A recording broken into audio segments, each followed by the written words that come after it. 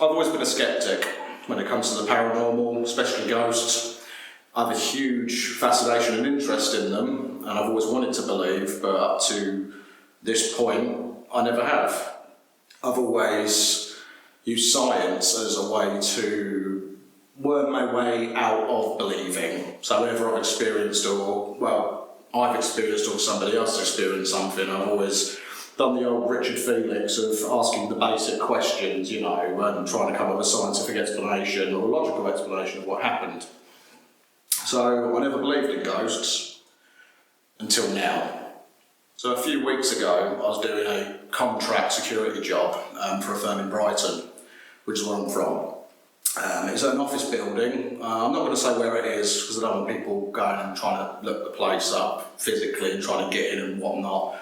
It's an office building, nothing particularly creepy or abnormal about it. It's quite a normal, modern office building. The only reason they needed security in for a little bit was because they'd recently had a break-in and the door was broken, so they needed someone to sit there, watch the CCTV and do the odd patrol every so often. So I'm sat there at about 2, 3 in the morning, and I keep hearing this running, these footsteps, quite fast and rapid footsteps above me on the first floor. So I think, I'm going to have to go check this out. So I'll go up the stairwell, onto the first floor, because I noticed as well, I should have said this, on the CCTV, the automatic sensor lights, the motion lights were on the first floor, but I couldn't see anything. I thought it could have been a glitch, especially on the CCTV, because it was very ancient CCTV, to be honest. So I get up there, and I'm going to look around, there's no one to be seen. I walk down the corridor, and I noticed that it was the women's toilet that was open, just ajar. I thought, okay, right. So I go over, open the door slightly, the motion light comes on, and as the motion light comes on, I swear I felt something run behind me, to the point it felt like someone, like a human, just brushed past my back. So I sort of jolted around, like, whoa, what was that? Nothing. Okay, nothing at all. I turn round and I look into the bathroom and I see this little toddler-sized black figure. Didn't make any noise, but it just dashed off into the cubicle. And I just stood there sort of with my hands still on the door, frozen. I couldn't move. I couldn't physically bring myself to move. I didn't know what to do. I've never experienced something like this before. So eventually I thought, right, I've got to go and look. So I walked in and very slowly peeked my head round each cubicle until I got to the end one, looked in there was nothing in there. And this thought in my head just basically told me, just go, get out. So I darted out of the bathroom, down the corridor, down the stairs, got to reception, went straight out the main entrance, stood outside it, had a vape, and was just sort of like, okay, I can't get my head around what just happened. Like, I just couldn't work it out, and I thought, no, okay, I'm trying to work this out in my head. Ask the main questions, as Richard Felix has always said, ask the main questions, could it have been this, could it have been this?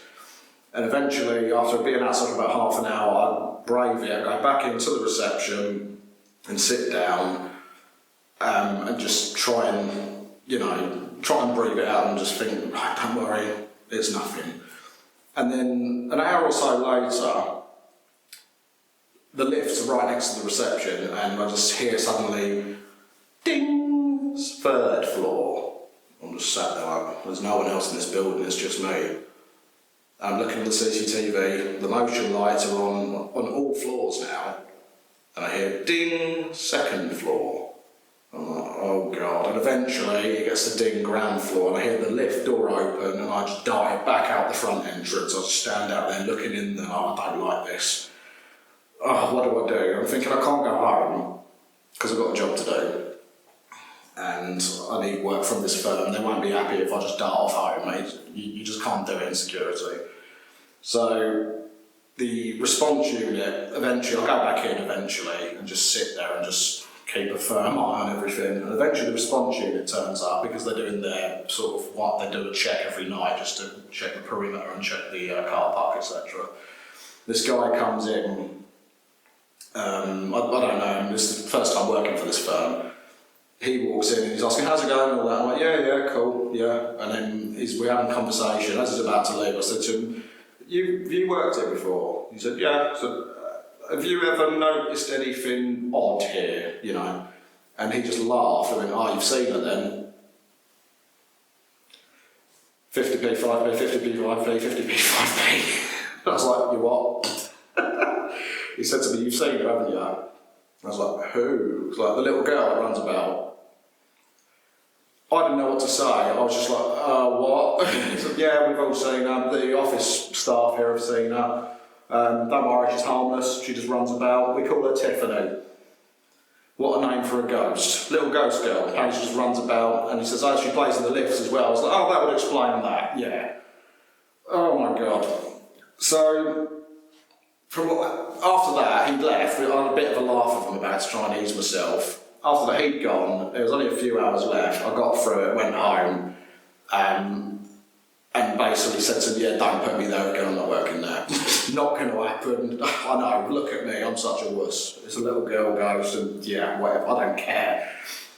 So, the point is, I've never believed. I know what I saw. I felt what I felt. And then another security guard comes to me saying that he's seen it, and it turns out all the office staff have seen it. So, what's the explanation? I can't come up with a logical one other than I've seen a ghost. I've actually seen a ghost. At the ripe age of 32, it's happened. I now believe in ghosts. Never have, never thought I would, but now I do. And to be honest, upon reflection on it all, it brings me comfort. It actually brings me clarity and understanding, and I feel this weight sort of lifted off my sceptical shoulders. And I think, you know what? I'm kind of happy about it.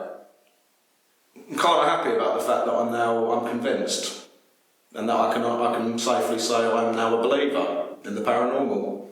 Never would have thought I'd say that, but thank you, Tiffany, for proving me wrong.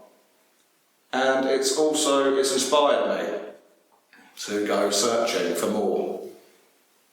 You know, on my bedroom at home, I've got this big map of folklore and mythology and the paranormal all across the UK, all mapped out, and it's inspired me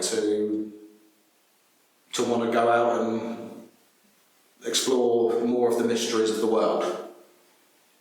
So if you ever have an event like that, don't necessarily have to be in fear for the rest of your life. Don't be scared about it. Think, wow, this is an enlightening moment. A truly enlightening moment, because now I feel there's something beyond us, something way beyond what we are. And if ghosts exist, what else could exist?